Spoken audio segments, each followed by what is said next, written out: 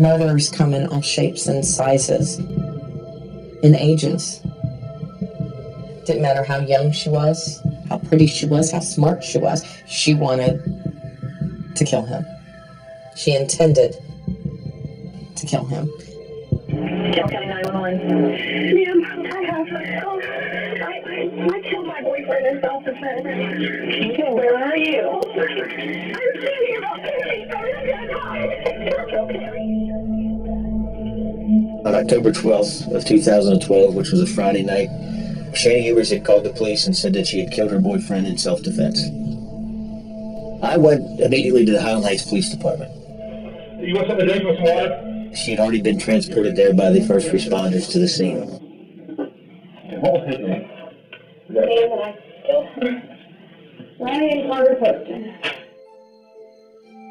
Ryan Poston in 2012 was a 29-year-old lawyer. He did mostly civil law. He was very successful, had a very good practice. Smart. Oh, so smart. When he walked into a room, he immediately demanded attention, and he got it. He was a very good-looking guy, and he had a very big heart. And your name is Shana? Shana here. Shana at the time was a 21-year-old, recently graduated college student from the University of Kentucky with a psychology degree. Very, very bright, smart individual. And obviously she was very pretty, too. They were together for a few months at a time, and then they were apart for some time period. To say that their relationship was on and off would probably be an understatement. It was a roller coaster. He was throwing me around the room, like picking me up and like had my face and stuff. I was in an adjoining room with a video monitor, so I was watching this live. Pulled me by the ponytail of my hair. And she talked nonstop. If you go to jail, are you allowed to keep your phone? Hour after hour. I knew he was violent. I knew he was crazy. 2 hours and 40-something minutes, I believe. I had my head banged and dizzy about things tonight. The facts and the evidence did not support her claim of self-defense.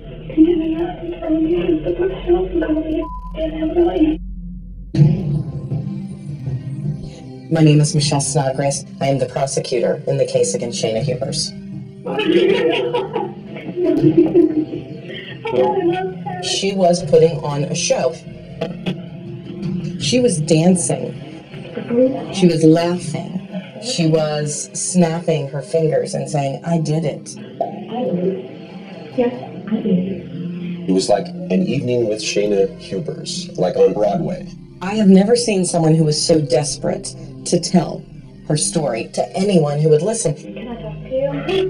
Have somebody to talk to? I never saw one emotion that would have indicated remorse. That gun laying on the table. If she was that afraid, she could go out the door. Is your daughter a murderer? Shana Hubers is not a murderer. No, she is not.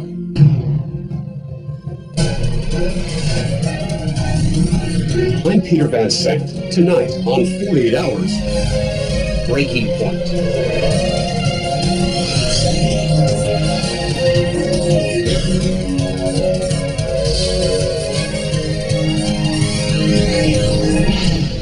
"48 Hours" will be back in 90 seconds.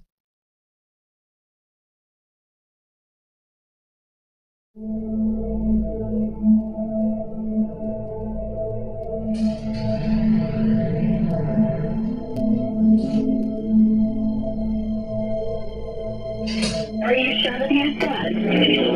He's dead, ma'am. He's completely dead. I think about him every day. You don't think something like that is ever going to happen to somebody, no. Matt Herron still struggles to make sense of what happened the night of October 12th, 2012, when his close friend Ryan Poston was killed. Is there something I could have done that could have prevented that? And I know a lot of people in his life had to have felt the same way. How did things spiral so out of control between Ryan and his girlfriend, Shana Hubers, that she shot him to death, insisting it was to protect herself? What was lost when your friend was shot and killed? He's the type of person that you want in your life. Not just a friend, but a loving son, a protective, adoring older brother. He had 3 younger sisters that he absolutely adored. Ryan's family was close-knit, even though his parents divorced when he was little. He was extremely close to his father, Jay Poston. And when his mother remarried to Peter Carter, Ryan thought of him as a second father. He had 2 men who loved him like a son. He wanted to express how big of a role both of those men played in his life. So he had his middle name legally changed to Carter. He was very proud of that. What did he want to do, and what did you see him doing in the years ahead? You know, I used to joke that I would run his first political campaign for him for free. Sarah Robinson, who grew up with Shayna in Lexington, Kentucky, says Shayna's future seemed promising as well. And how smart was she? I thought she was close to genius, in my opinion. I mean, she always was in AP classes, always getting A's and everything. Shayna received countless awards for academic excellence and leadership. She liked to succeed at anything and everything that she did. And that included music and drama. Was she a good actress? She thought she was. Sarah says back in high school, Shayna also had a real flair for the dramatic when it came to boys. If a guy, broke up with her or something, or if a guy just said they weren't interested in her, she would take it pretty hard, crying and maybe a little screaming. She didn't really like to let things go. It was a side of Shayna Ryan would come to know all too well. Shayna went to school in Lexington, more than 80 miles away from Ryan's condo in Highland Heights. The two probably never would have met if it weren't for Facebook. He spotted provocative photos of her, and they started dating in the spring of 2011. He was 28 and a lawyer. She was 19 and a college student. And was she happy? Yeah, she seemed to be happy. I mean, she never said that there was anything wrong in the relationship. She was just always there. But according to Ryan's friend, Allie Wagner, there was plenty wrong, right from the start. How did Shayna react when she first met you? She was so cold. You could just immediately tell that she was just obsessed with him. I think she had a goal in the beginning to make him settle down with her, and when she wasn't becoming successful, that became a problem. He was very busy with work. He wasn't really looking for anyone. He had tried to end things a few times. But Ryan was having a tough time getting Shayna to let go. Shayna admitted in a text to a friend, "He says he's only with me because I make him feel so awful about it when I cry." He didn't want to hurt her feelings. Unfortunately, she just refused to take no for an answer. And so the two were on again, off again for 18 months. She would come by his place when she was in town. Just show up unannounced. Absolutely. As Shayna became more possessive, Ryan's exasperation and concern grew. In a text to his cousin, he wrote, "This is getting to be restraining order level crazy. She's shown up at my condo like 3 times and refuses to leave each time." He also complained about Shayna's obsessive behavior in a Facebook message to Allie. Literally, probably the craziest person I have ever met. She almost scares me. I wish I had said, if she scares you or if she's crazy, just walk away. Instead, he kept taking her back. I think he was playing mind games with her. Ryan's neighbor, Nikki Carnes, claims there's another side to this turbulent relationship. Shayna complained to her that Ryan was emotionally abusive. She would always tell me that he would say she needed a boob job or a facelift, and that she was fat, she needed to lose some weight. Why wouldn't she have left? I guess because she was young and she always told me she loved him. She picked up his laundry, she did his laundry, she took his dog out, she went and bought him food. She did everything for him. Could there have been a Ryan that you didn't know? No. Someone that had a dark side? No. In the 10 years I knew him, never once raised his voice. He's always been the same. Super nerdy, super sweet. Ryan hoped Shayna had finally gotten the message when he told her he wasn't going to see her that weekend of October 12th, 2012. What he didn't tell her was that he had a date with a world-class beauty. Ohio! Audrey Bolte, Miss Ohio USA 2012, whom he also met on Facebook. But he did tell Allie, a former beauty pageant contestant herself, who knew Audrey. She's very beautiful, very personable, and all that kind of stuff. So Ryan was the perfect match for her. He was really excited to go. Ryan and Miss Ohio were supposed to meet at a bar that Friday night. But Shayna showed up at his condo, and Ryan never made it. He beat me and tried to carry me out of the house, and I came back in to get my things, and he was right in front of me, and he reached down and grabbed the gun, and I grabbed out his hand and told him to hold the trigger. And how long ago did you shoot him? About 15 minutes, not even that long. Like, 15 minutes ago? Yeah. Someone shooting someone and then waiting 15 minutes to call. That in itself was bizarre. Lieutenant Dave Fornash and his partner were the first to arrive on the scene. I want you to go to your front door. I want you to open it up, walk outside the door with your hands in front of you. Okay, I will. We instructed her to get on the ground. As I entered the apartment, I saw Ryan Poston's body on the floor in the dining room behind the dining room table. Police escorted Shayna to the station, knowing she had shot Ryan to death. And I picked up the gun. But was it to save her life? Or had she entered Ryan's condo with a plan to take his?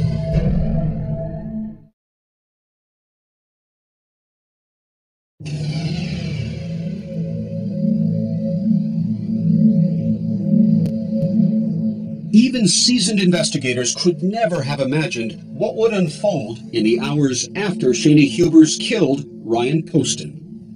It was crazy. You just wouldn't believe it. From the moment Lieutenant Dave Fornash brought her into that interrogation room, Shayna's behavior was bizarre. Do you smoke? I don't know. I can't. As he started to leave, she started making noise as if she was crying or trying to cry or wailing. As soon as he walked out of the room, she stopped immediately. Police Chief Bill Birkenhauer was immediately suspicious.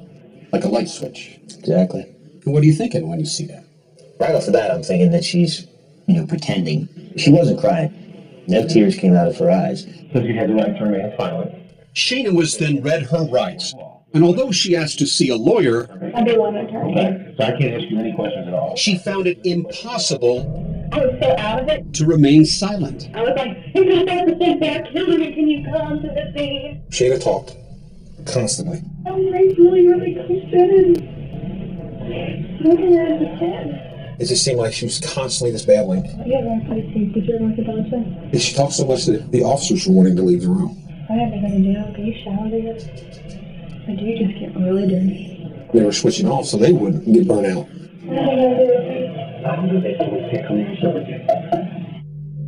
For almost 3 hours, Shayna told anyone who would listen about an alleged history of abuse by Ryan. He's told funny jokes before. Leading up to a fight in which she says she feared for her life. And I shot him in self-defense because he'd jumped on the floor where I hit my head on the headboard and could have died. But the more she talked, the more her words would come back to haunt her. This story never stayed the same. Beginning with exactly how Ryan's gun ended up in her hands. He's screaming at me, telling me I was hillbilly, that he hates me. By all accounts, Ryan, who owned several guns and was licensed to carry, had a habit of placing his handgun on the dining room table after coming home from work.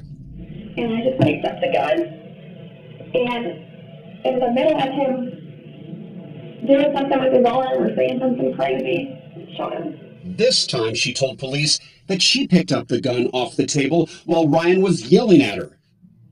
But remember, Shayna had told the 911 operator a different story about wrestling the gun away from him. And he reached down and grabbed the gun, and I grabbed out his hand and told him to pull the trigger. But Shayna didn't stop at one bullet. As she described the final moments of Ryan's life, the details were beyond disturbing. And he was laying with his face on the table, like twitching. And so I knew he was going to die. So I walked around.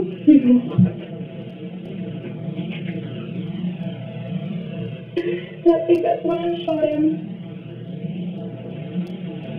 in the head. I shot him probably 6 times. Shot him in the head. He fell on the ground. He was like laying like this. His glasses were still on. He was twitching some more. I shot him a couple more times just to make sure that his jaw, because I didn't want him to die. She didn't say that she was worried about him suffering. She said that she couldn't stand to see that. That's why she finished him off. If someone's wounded on the ground, someone that you love, wouldn't you attempt to resuscitate, to save, rather than shoot him? Or call 911. Instead, Shayna admitted she waited at least 10 minutes to call for help. If we were to pause right now for 10 minutes, it would be interminable to this audience how long a period of time that is. And she's not calling 911. Why do you believe that's the case? If he was to live, then he would have a story to tell. He was helpless. Prosecutor Michelle Snodgrass. He lay there helpless, and she walked over and shot him again and again and again. That's not self-defense. I knew he was going to die or have a completely deformed face. He hear me bang and wanted to get a nose job. He's that kind of person, and I shot him right here. I gave him his nose job. He wanted. My jaw hit the floor, and I said to myself, did she really say that? And Shayna had plenty more to say. I did. Yes, I did. Even when Shayna wasn't speaking, her actions spoke volumes to the investigators who were watching from the other room. Not only did she dance and twirl, she even sang Amazing Grace. How do you respond to what we're looking at here is a woman in shock? Someone who is in shock does not pirouette. Within hours of putting 6 bullets into Ryan Poston and watching him die, she danced and sang. Here's what's going to happen right now, Shayna. Okay, there you go. I'm not sure how I'm charged with murder. Shayna Hubers was arrested for murder. What degree? Murder. There's no degree. Ryan had been shot 6 times. Pretty much every side of his body he'd been shot at. Doesn't that fit someone who fears for her life at that moment, that she's being attacked, that she has to use excessive force to put down the threat? It more likely indicates somebody who's very angry. The investigation was far from over. Shayna claims Ryan had a dangerous temper, and she can prove it.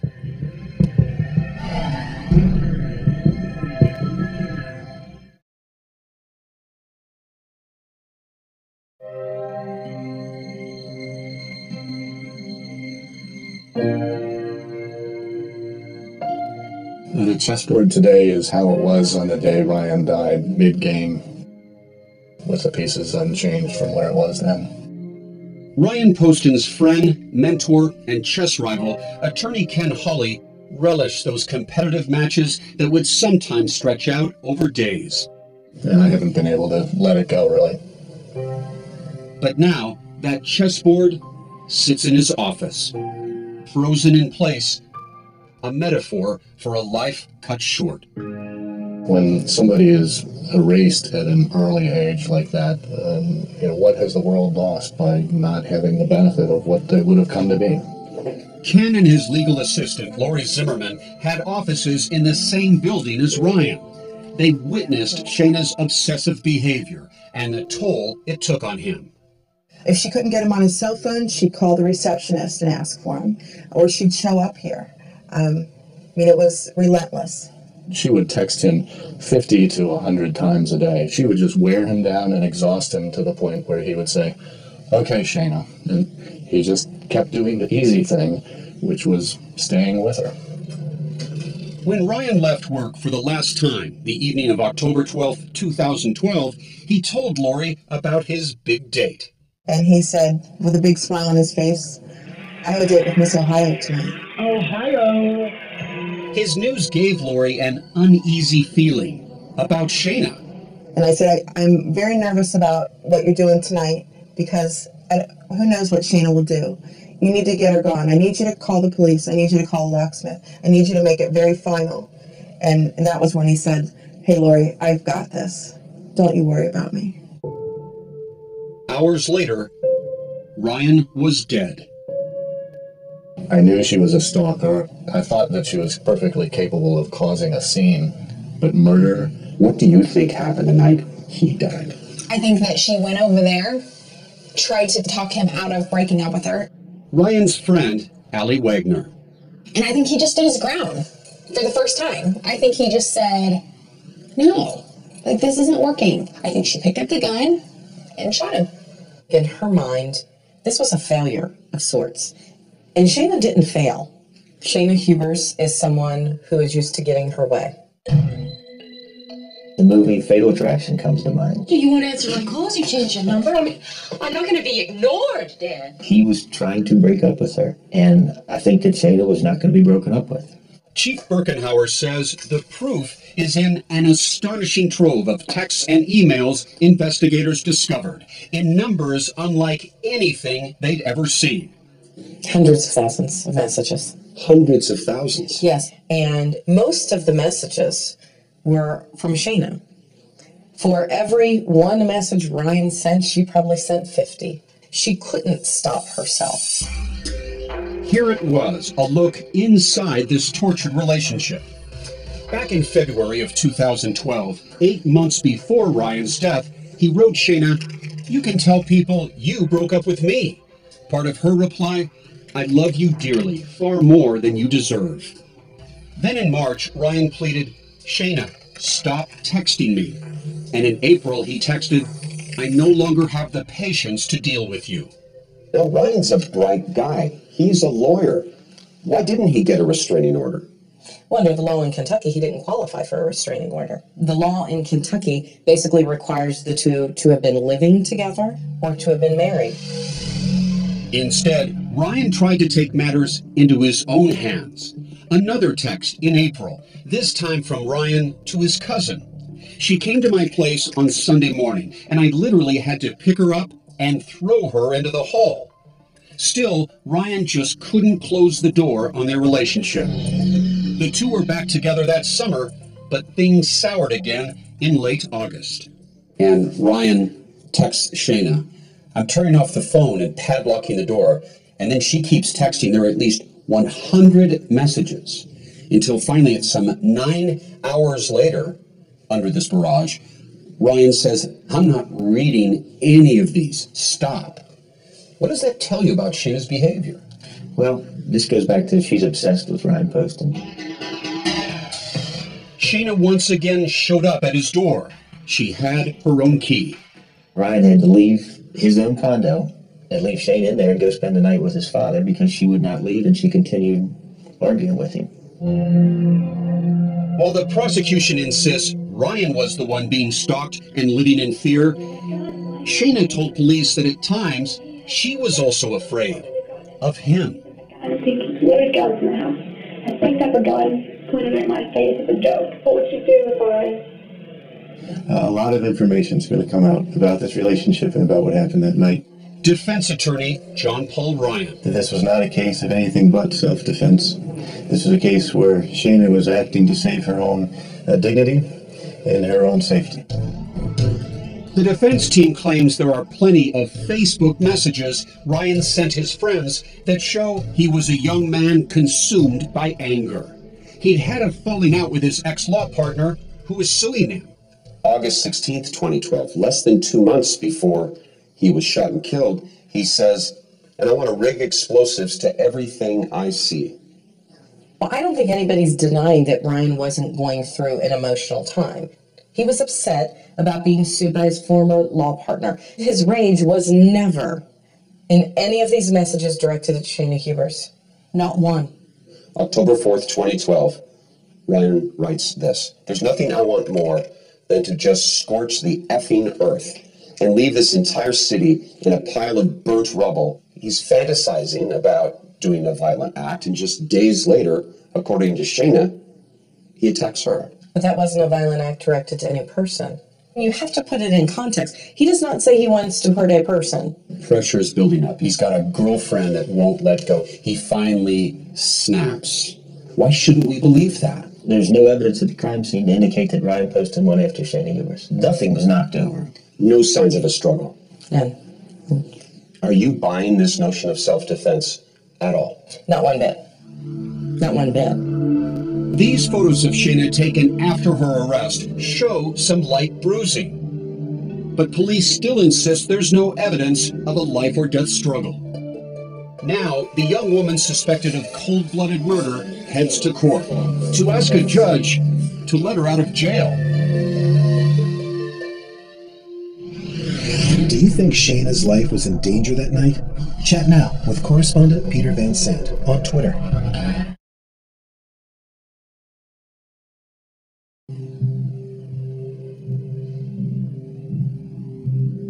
This case was always, to me, about a senseless act.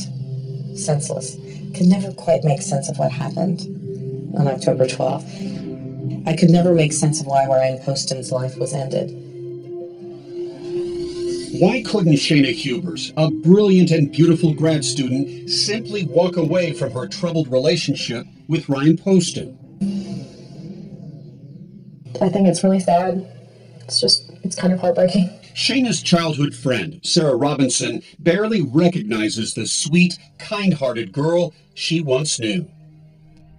I saw her mugshot. That was, I think, the first thing that I saw that really made me take a step back and just be like, oh my God. What did it look like? It looked like someone who was angry and like someone who had just been through hell.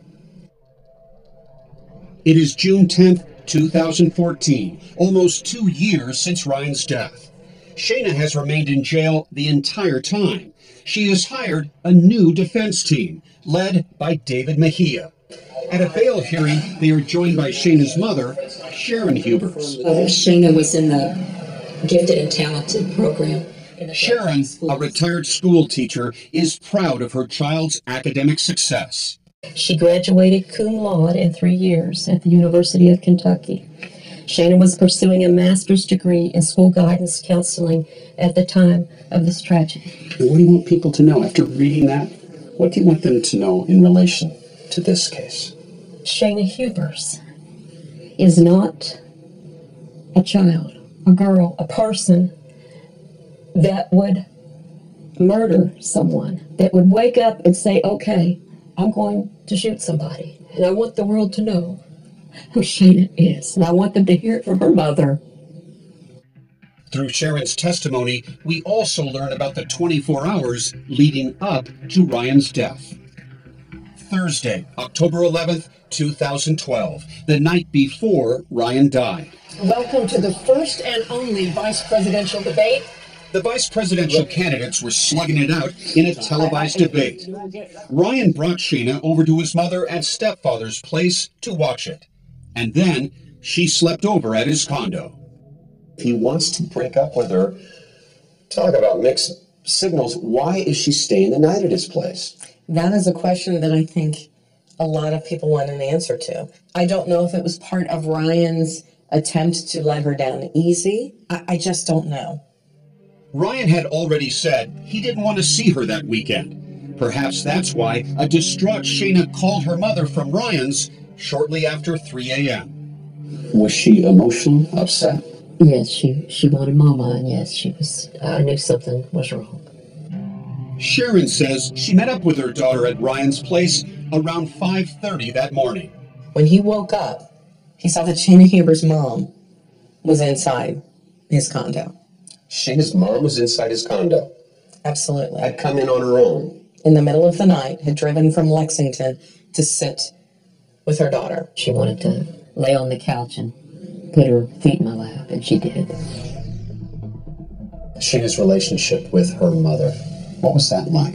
I think she's very close to her mom. I think her mom, for a good portion of her life, could have very well been her best friend. That child has been a blessing to me.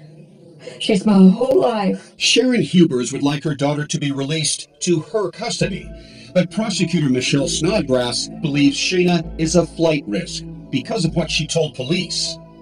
Part of me wanted to get my keys and get in my car and leave. Because I knew no one against her was dead. You know, how is anyone else to know that it's self-defense? To get bail, Shayna needs to convince the judge that she's not a flight risk, and despite shooting Ryan, not a threat to society. On the stand, she paints a picture of herself as a model girlfriend. Ryan was going through a lot and he needed moral support, and I was always good to him. But she also suggests she had a reason to fear him, claiming Ryan was obsessed with guns. Wherever you were in the house, you were always at an arm's length from a gun or a weapon of some sort. And that concerned you? Oh, yes. Just lay it everywhere and pick one up and shoot a book on a shelf or something. And did that with Shayna in the condo on numerous occasions. Is it true that Ryan, on at least one occasion, did target practice inside his own condo? We don't know if he did target practice inside his own condo. We do know that there was a book that had, wood on it and some holes. Bullet holes? Yes. He was always very careful in his handling of firearms.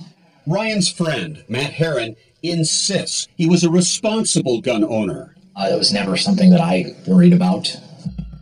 But Shayna insists she was worried enough to shoot Ryan in self-defense, and she thought that when she explained it to police that night, they would release her. I believed in my innocence and I wanted to see my mother and go home. Now, the witness stand is about to turn into the hot seat. He told you he needed to not be around you, didn't he say that?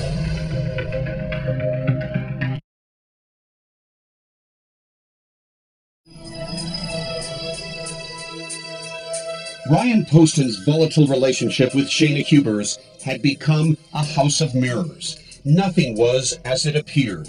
His friend Lori Zimmerman says that while the couple appeared to have reconciled in the weeks before his death, their romance was rocky. He wasn't happy about dating Shayna Hubers again. From the very start, he was working to not date Shayna Hubers anymore. Ryan's neighbor, Nikki Carnes, says from what she witnessed in the months leading up to Ryan's death, the relationship was toxic. I was awoken out of my sleep by some screaming and yelling outside, and they were arguing. This is something that was happened quite often. Was this a nasty argument? Yeah. Everyone has a breaking point. Had Ryan reached his? I think Shayna reached hers. Prosecutor Michelle Snodgrass believes rejection and rage sent Shayna over the edge. Snodgrass confronts her about Ryan's repeated attempts to break up with her. Did he invite you over? Which night? Well, let's say the night you put 6 bullets in him. How about that night? Did he invite you over that night? They've broken up time and time again and gotten back together. Why did she get violent this time? That's a good question. I think that she believed it was over for good, and she wasn't going to have that. The fireworks continue at the bail hearing over Shayna's different accounts of how Ryan's gun ended up in her hands. You told 911 that you had to grab the gun out of Mr. Poston's hand. Is that correct? I did say that. But you told the police something different, didn't you? The handgun, the gun was this big. I picked it up off the table. I did have to release the suit. I did. I remember it now. I can see it in my mind. This is a 6-hour P238 380 caliber semi-automatic handgun. This is the weapon that was used in the shooting of Ryan Poston. She released the safety, pointed the gun at Ryan Poston, and shot him in the right side of the head. Chief Birkenhauer believes Shayna's admission that she released the safety on the gun is evidence of premeditation. I believe as soon as she released the safety, she made the decision that she was going to kill him. It is a sign, in my opinion, that she had time to think about it. Show me how she released the safety. The safety, which right there, you can't pull the trigger. In order to make this gun operate, you have to release the safety. Now the gun's ready to go, and then you just pull the trigger. That is an extra step that you have to think about. The gun itself also contained critical forensic evidence, a trace of Ryan's blood. And what does that tell you? One or more of the shots were so close to the body, when the trigger was pulled, the blood came out and it landed on the gun. Meaning, Chief Birkenhauer believes that Shayna moved closer to Ryan for the final kill shots. There was never a time after the first shot that he was on his feet. But Shayna now insists it was Ryan who was moving towards her, despite what she told police after Ryan's death. He was still moving. He was still coming toward me. First 2 shots we thought were firecrackers, and then there was 4 more, and then we knew it was gunshots. Ryan's downstairs neighbors, Vernon and Doris West, heard gunshots that night, but no fight. And what was the sequence of the shots? Bang, bang, bang, bang, bang, bang. Did either of you hear any arguing in that condo above you? Did you hear any shouting? Never. Never did. No. If there had been a fight going on up there, a physical struggle between the two of them, Shayna being thrown across the floor, would you have heard it? Yes. I believe I would. Yes. The prosecutor insists that even if Shayna initially thought Ryan was a danger to her, she didn't need to keep shooting him. She had the door behind her with no obstructions. Why didn't she just go? The defense maintains that Kentucky's so-called stand your ground law says a person does not have a duty to retreat prior to the use of deadly physical force. But the prosecutor believes Shayna's decision to keep shooting proves a murderous intent. She knew that Ryan Poston had somewhere else that he had to be and someone else that he was meeting. And she wasn't going to let that happen. In his questioning of Shayna, defense attorney David Mejia turns the table on the prosecution, driving home Shayna's contention that she had to use deadly force to save herself. What did you believe would happen if he got out after having been shot twice? He would shoot me. He would hurt me. As you well know, Shayna has been portrayed as strangely obsessive, a liar, a murderer. It's been horrible. She grew up in the church. She's not a murderer. The word evil has been used to describe your daughter. She's far from evil. Shayna has a heart of gold. She's like her mommy, a loving spirit. That's what I want the world to know. In the end, Judge Fred Stein sets bail at $1.5 million, too much for Shayna's parents to afford. Now, as the case heads to trial, how will the defense team overcome the one witness who could destroy any claims of self-defense? That witness, the twirling, singing, loquacious Shayna Hubers. If you go to jail, are you allowed to keep your side?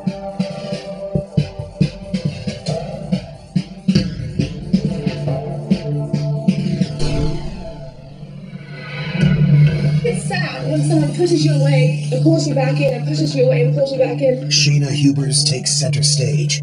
There were times when he had my head going 10 different directions to where I didn't even know if that was my boyfriend or not, or what he was to me. Was she obsessed? This is getting to be restraining order level crazy. I'm not kidding. She needs help. Or in fear for her life? He would have killed me. It was scary. I'm scared. Oh my God, that's frightening. I'm scared. The defense claims she was abused. I feel like I was led on. I feel like I was manipulated, used, and abused. But the prosecutor's not buying any of it. Were you with 10 other men during this whole time that we're talking about? 2012, 10 different men. How are you saying was I with them? Like, are you saying that was I friends with them? You slept with 10 different men during 2012. I may have slept with 10 guys in 2012, but I don't see how that's relevant to any of it. 48 hours. Obsessed. Next. CBSN, live news streaming to you. CBSN, CBS News, always on.